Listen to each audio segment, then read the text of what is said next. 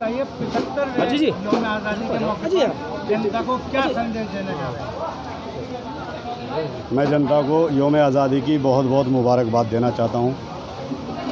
ठीक है, सबसे पहले कि यौम आज़ादी की तमाम आवाम को तहे दिल से बहुत बहुत मुबारकबाद।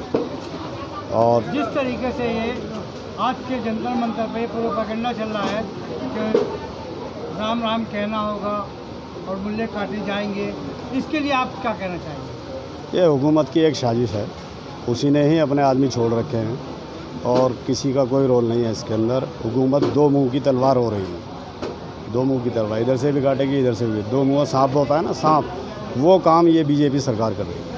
इसके लिए आपकी पार्टी क्या कर रही है? हमारी पार्टी इसके लिए हक की लड़ाई लड़ रही है, तमाम आवाम के लिए लड़ रही है, दलितों की भी लड़ाई लड़ रही है और मुस्लिमों की तो खैर वो लड़ती है और अति पिछड़ों की लड़ रही है।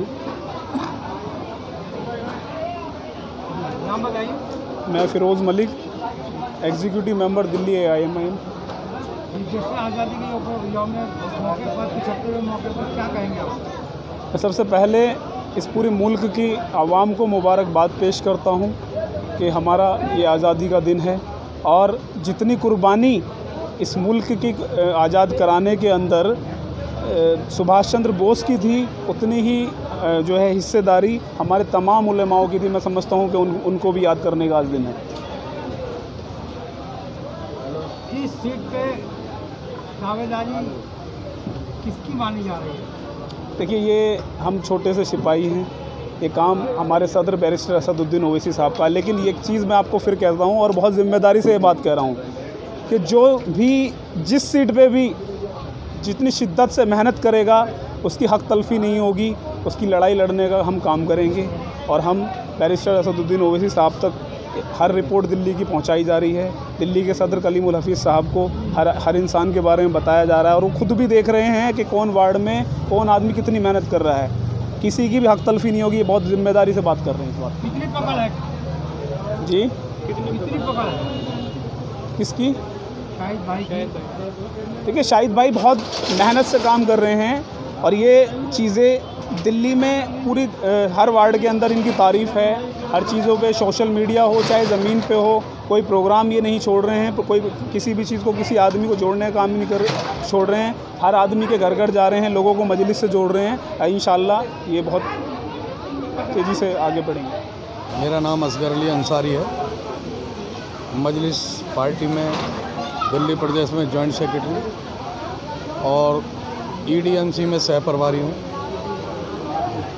जॉइंट सेक्रेटरी का पद अभी मिला आपको? जॉइंट सेक्रेटरी का पद मिले हुए मुझे 1 महीना हो चुका है और सह प्रभारी का पद मुझे परसों मिला है, सह प्रभारी EDMC में। आप जो है जनता को यहाँ क्या संदेश देना चाहते हैं? संदेश तो यही है कि हमारा आज के दिन ही देश आज़ाद हुआ था और हमारे देश के हिंदू और मुसलमानों ने मिलकर, दोनों समाजों ने, सिख ईसाइयों ने मिलकर हमारे देश को आज़ाद कराया था।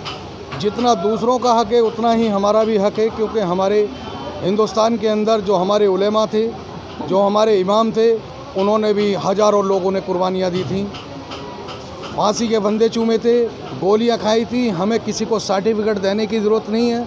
कोई हमसे कहता है कि आपके कितने लोग मारे गए थे, कितने लोग शहीद हुए थे, हम बताने का काम करते हैं, लेकिन हम किसी को सर्टिफिकेट नहीं देंगे। ये इतिहास गवाह है, दुनिया को पता है इस चीज़ के बारे में।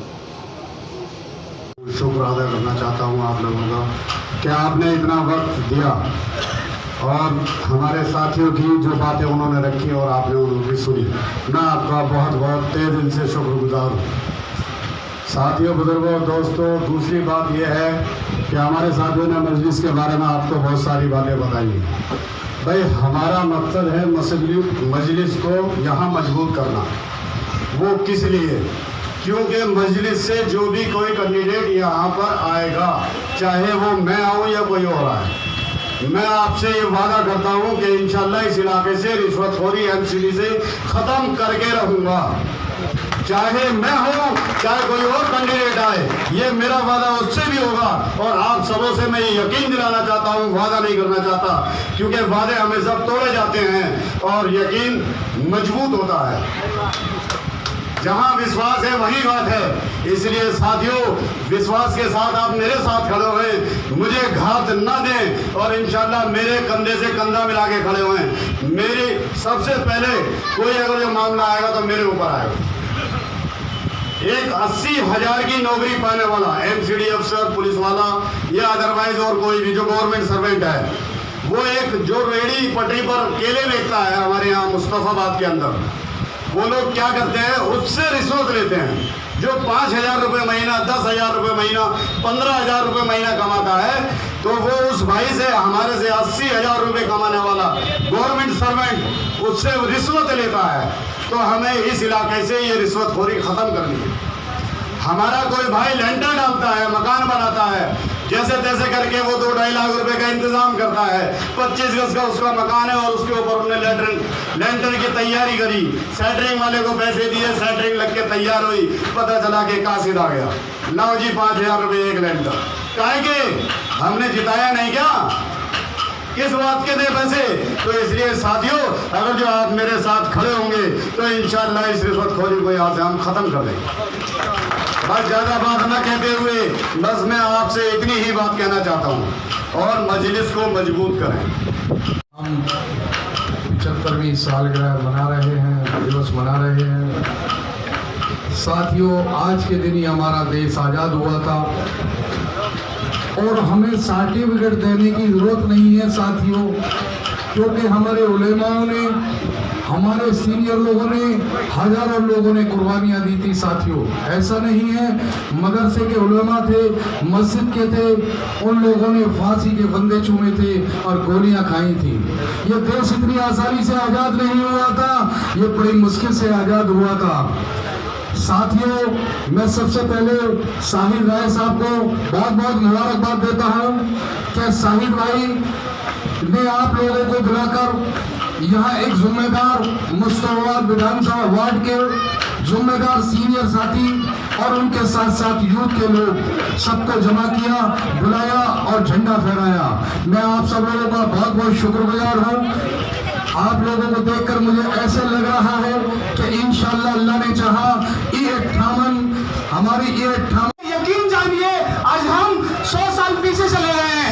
अब इस तरफ ध्यान तो दीजिए, ये युवा आपके इस चक्रव्यूह में बेरोजगार हो गया है। लोगों को आपने टीवी के ऊपर हिंदू मुसलमान के चक्कर में ऐसा उलझा गया है, लोगों को अपनी बर्बादी नहीं दिखाई दे रही है।